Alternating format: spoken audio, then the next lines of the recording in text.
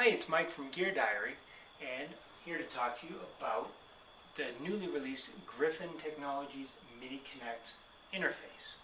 MIDI stands for Musical Instrument Digital Interface, and it's a protocol, series of commands that's used to communicate between different musical instruments. And in this case, it's made to work with iOS devices, iPad, iPhone, iPod Touch. So what you have is your 30-pin connector goes into this relatively simple circuit, and then coming out you've got these, pardon my iPad, you have these 5-pin mini DIN connectors, which will then hook up to your other instruments. In this case, I've got on top, I have a Axiom Pro, which is a weighted 25-key MIDI controller, and on the bottom I have a Roland JB880, which is a sound module by Roland, so a classic synthesizer module. There are two different ways of really making use of the MIDI Connect. One is to simply use this as a controller for GarageBand. So you might have the grand piano, or you choose a rock organ, whatever it would be. So we just simply are plugging into that rock organ, and what we're going to do, and I'm right now just going through the iPad itself, so the volume will be a bit low. In fact, it's really kind of difficult to hear at all. But you're able to then use this to trigger the sounds out of GarageBand, and then use it to record. So if you're fine playing on that virtual keyboard, that's fine. But if you notice, these keys are not regulation piano-sized keys. So for someone with some keyboard skills, a feel for what the piano wants to sound like, it can be a lot easier to just hook this up and make your recordings that way. Now the other way that you can make use of this software, and again this is a rudimentary look, I'm using IK Multimedia's iRig MIDI communication. This is just a basic scratch pad in-out thing.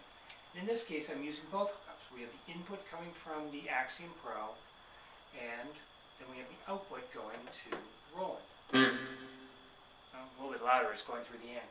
But here's a patch on this synthesizer that's meant to emulate Pat Metheny's GR300.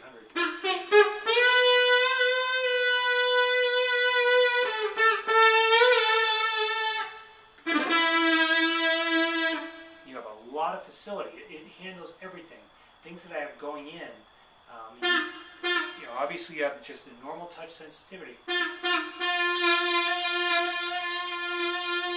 Then you notice there's a thing called aftertouch, and what that is after you push down the key, there's a little bit of space after you hit the bottom, and that provides an extra controller. So if you notice,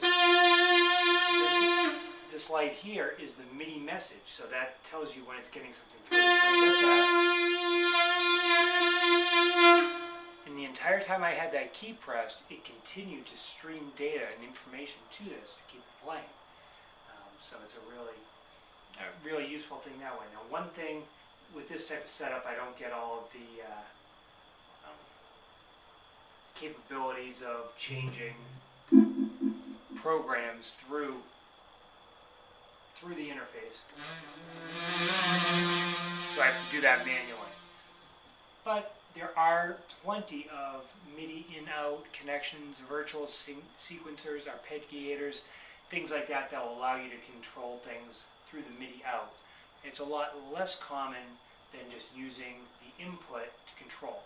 Now one thing that's a little different than the other system I'm using, which is the iRig MIDI, is that here we have two connections, which is one for in, one for out. On the iRig MIDI and in most other hookups, especially older ones, you have something else called through, and that was really a performance-based connection. So what you would do in a studio, you would want to send your keyboard commands through your input to some sort of computer, which would then process it, and then you'd send it out to all of your equipment. And in the early days, that would tend to be a ton of equipment. But if you were also just performing, sometimes all you really would want to do is just to take and use a keyboard to play the sounds of another device.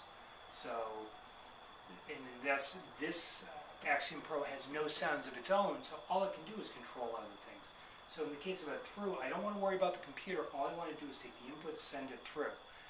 If that's something that's of use, that's something that Griffin's product doesn't have that the iRig does, but quite honestly, in 30 years, it's nothing I've ever used.